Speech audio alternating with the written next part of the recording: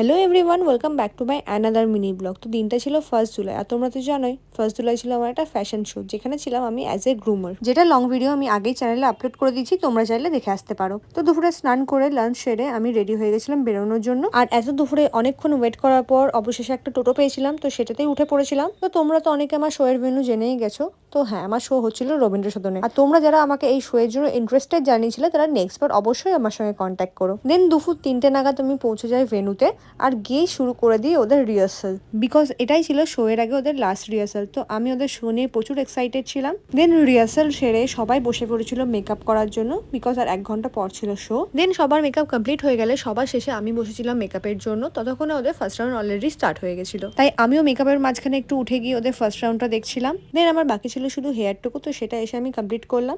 আর এটা হলো আমার ফাইনাল লুক।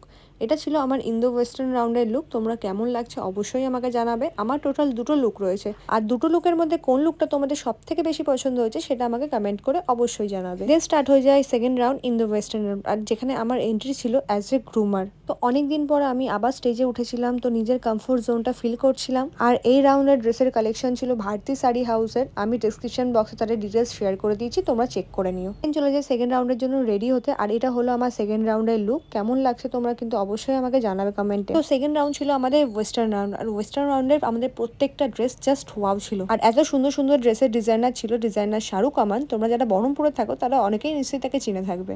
দেন শেষ হয় আমাদের সব রাউন্ড, আর সবার লাস্টে ছিল আমার সঙ্গে শো অর্গানাইজার প্রবিদ্যা আর গুড়িয়াদের র্যাম্প ওয়াক, যারা এই টোটাল ইভেন্টটা একা হাতে নিজেরা অর্গানাইজ করেছিল। দেন হয় আমাদের প্রাইজিং মুভমেন্ট। তো এই সব কিছু তোমরা দেখতে পাবে আমার লং ভিডিওতে। দেন সবাই মিলে মেকআপ রুমে এসে এনজয় করছিলাম, আর লাস্ট একটা সেলফি তুলে নিয়েছিলাম। তো এইভাবেই কাটে সেই দিনটা।